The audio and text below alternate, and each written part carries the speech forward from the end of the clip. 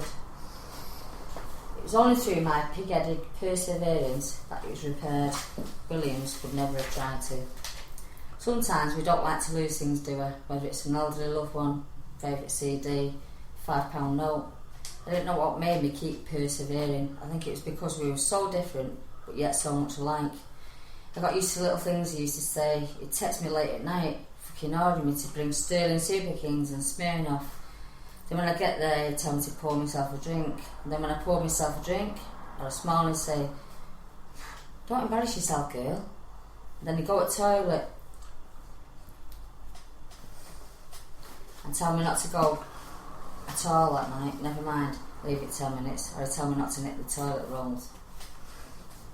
I'd never grown used to being offended, being called Nessa Feltz and a blue bastard as I was a City fan. I didn't know why, but I didn't want to lose that. A friendship that I developed where we could tell each other things. Well, he'd tell me and I'd listen, and I'd tell him things, and he'd yawn, then inform me it was time for me to fucking leave. As I just passed his boardroom threshold. Why did I put up with it? I hear you ask. I'll tell you why. Because he became my mate Williams. At times I admired and respected him, and other times I fucking hated him. Hated the fact he'd seen me as a man, hated the fact he never listened and just talked incessantly. I hated the fact he was a red, hated the fact I put a story in front of him and start all fucking naked, and he would have told me to shift my ass so we could watch fucking Rita and Norris talk about who was going to fill the show at Dips in Corrie. But the night I left, well, I didn't leave. I was ejected like a pissed up teenager from a nightclub. I'd just been sick all over the bar. I knew I'd been in the wrong, so all the hard work was up to me. And all I'll say is it was hard. And it brought me the reward of having one of the best mates you'd ever want. We all want one and need one, don't we? Are you jealous yet, reader? So after 2 very long weeks of wondering why, for the first time in my life, someone hated me, we were friends again. I remember my ex-husband must have hated me because he had tried to run me off the fucking A580 and kill me. That hadn't offended me at all. I wondered why I was so fucking bothered about Williams hating me. I'd only known him for about a month. Really? I shouldn't have given a fucking proverbial shit. I was confused. So I won't go into the details of how it was repaired, but I'll just say that it was gradual. Just like it should be. Anyway, to be friends again just before Christmas was the best present I could have wished for. Well, actually, I got a better one. It had zips and was made of leather, but more of that later. I know it's not what you think, you dirty gits. So, ladies, I'll just say the deed was done. I knew it was just sex for him. The thing that gave it away was the fact that 2.5 seconds later, he jumped up and ran off quicker than fucking Usain Bolt after a dodgy pint of Voltz's Regal and a Vindaloo, and asked her did I want anything from the shop. Yeah, I thought, a fucking black marker pen so you can just write idiot on my head. But I just replied, Maltesers please.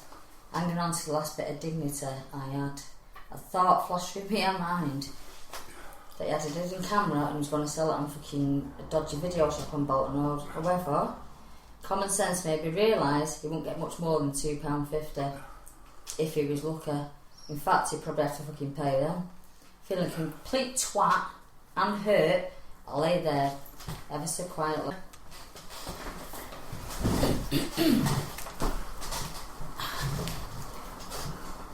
Having learnt very quickly never to believe a word that comes out of a man's mouth ever again, I went downstairs and tried to push it out my head. I knew we'd done, but not for the same reasons. I don't need to say any more, do we, ladies? Men. I'll just try and make a fucking analogy out of this episode for you all. Imagine you're carrying 2 big fucking heavy bags of shopping. It's irrelevant where the shopping's from, but it's fucking heavy. Get that in your head, yeah? Hard I know to picture this. Shopping bags are the things you put the weekly shopping. They vary in price, some you have to pay for, others are free. They're fucking handles and usually carried by women. However, picture you've been carrying these 2 bags for weeks. You walk for 20 miles and suddenly you need to put them down, but you can't. Someone's got to carry them because there's something that could easily just spill out of them. There's a passerby, so you ask them to carry the bags just for a minute or two. You're not bothered who the passerby is as long as they carry the bags and you offload the weight just to relieve you for a minute. Did you get the picture now? Enough said. Let's move on quickly. Some weeks later, Williams asks me to pick up a prescription for quitting fucking smoking patches. More chance of me getting stuck alone and left with Daniel Craig for 2 hours and need to go to fucking Oak's A&E department afterwards with severe exhaustion than in giving up. And I thought, however, as usual, I just said, no problem, mate. I went to the hairdressers. After that, there was no rush to fucking get him. 1 o'clock was fine. It'd taken me a year to find a decent hairdresser that wasn't too dear and pretentious, that I found one and enjoyed the fucking natter in the brew. I soon began to relax in the company of unpretentious women talking about things that mattered. My phone rang and because of the noise of the dryers I put the speaker facility on. Shazza, where the fuck are you in my patches? I'll be about 2. I'm running late. Just having my hair cut. You having a Brazilian, mate?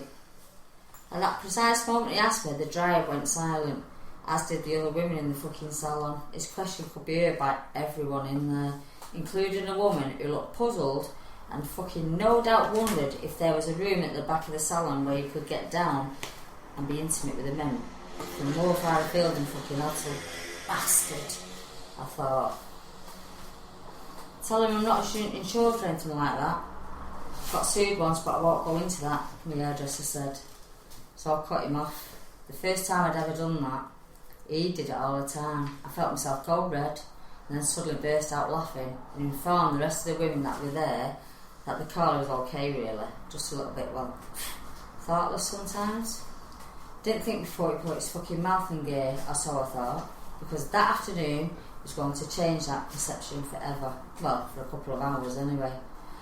I arrived at his and told him that his mate was picking him up for a drink. It was a bloke called Trotter I'd gone to primary school with. Williams had been his fucking friend for 30 years. Why Trotty hadn't been awarded a fucking MBE for these services to charity, I have not got a clue. I knew the friendship was a good one and was happy for Williams that he was going to have a good afternoon with his mate. Trotty mentioned to Williams that his wife didn't know he was going out for a swift one. I remember wondering if he had just forgotten to tell her or he was just being a twat. Williams then proceeded to tell Trotter that I'd been doing his cleaning and ironing free of charge. Just like I came tonight and fucking mopped your kitchen.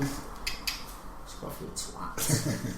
Trotty asked him, did he make me wear his French maid's outfit? To which Williams replied, oh yeah mate, it's just a lot of bending over. You know when she clears the fireplace, I can tell you. Bastard, I thought. That was a word I was beginning to use on a regular basis where Williams was involved. He told me he would always be discreet about the deed. Discreet my arse. Anyway, I offered to drop them off so they could save them a fucking taxi fare. Not one to look a fucking gift horse in the mouth, Williams said. Yeah, go on then. You can pick a few of my fucking mates up on the way since you'd offer him. It won't take you long. As we drove down the top road, Williams offered to fix me my car heater. Still waiting, readers. I think fucking hell will freeze over first, or Accrington Stanley will sign a top striker for 26 mil. Do you get the picture? We passed Salford landmarks and spoke about what the city had lost. The Carlton, several schools, great pubs, had been converted into Indian restaurants, and even churches. The drive went quickly as we talked about all the places we'd grown up with. After telling us about he'd nicked fucking lead off Celia Bass roofs when he was a kid, Williams then told us about his quest to find out who the museum in Beulah Park belonged to. He told us about his rubbing shoulders with the fucking local MP. I'd received an official note headed letter from the House of Commons.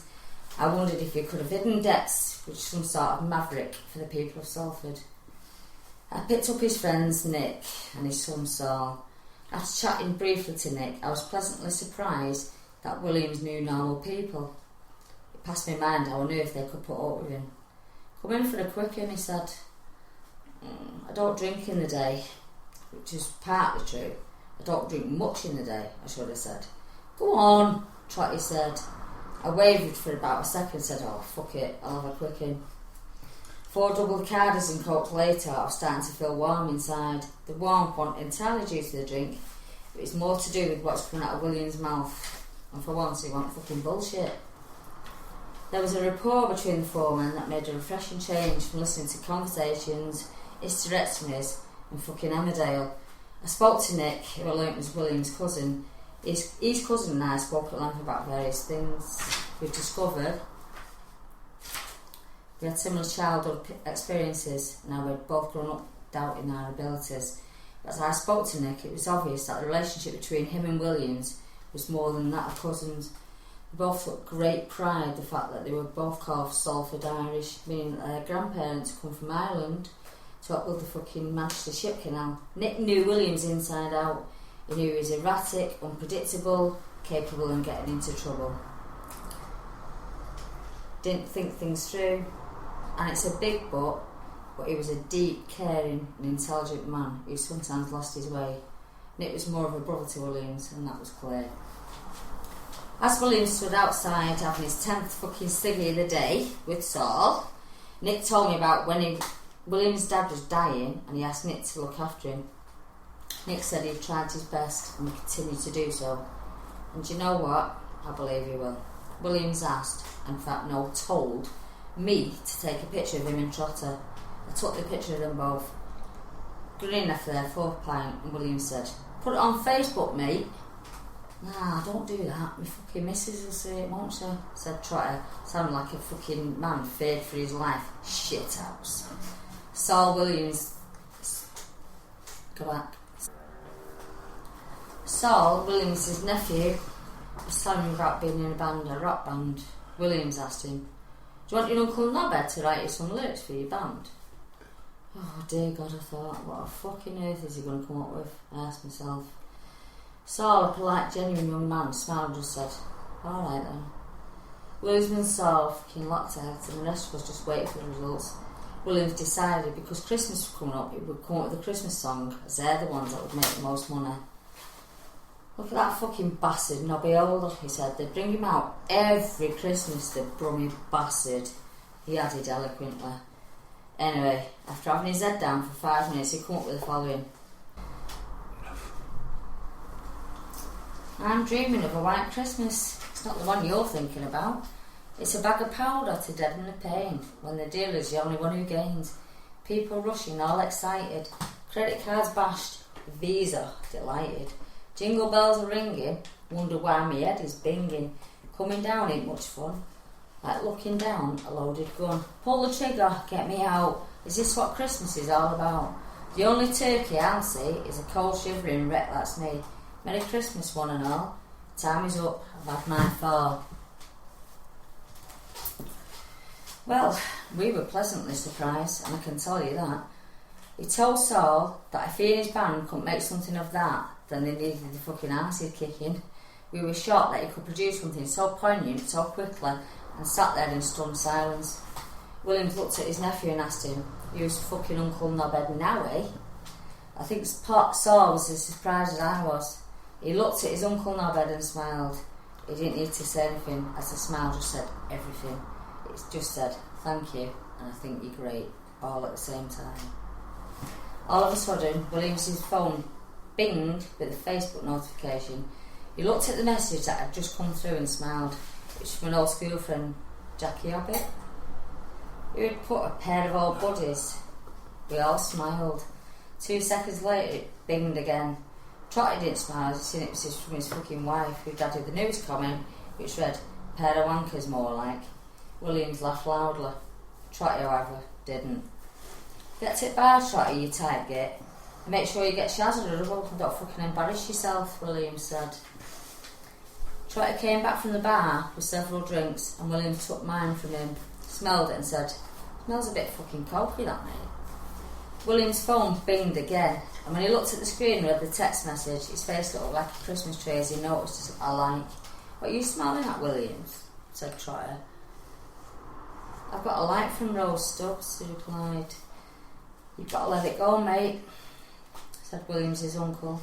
They then talked about how he'd liked Rose since school, and I would not like the idea of getting her. He'd liked her since primary school and always liked her. He'd carried on watching her until either he popped his clogs or he did actually fucking get her. I listened to the group trying to tell him he was never going to get anywhere with her, but he was undeterred. He was like a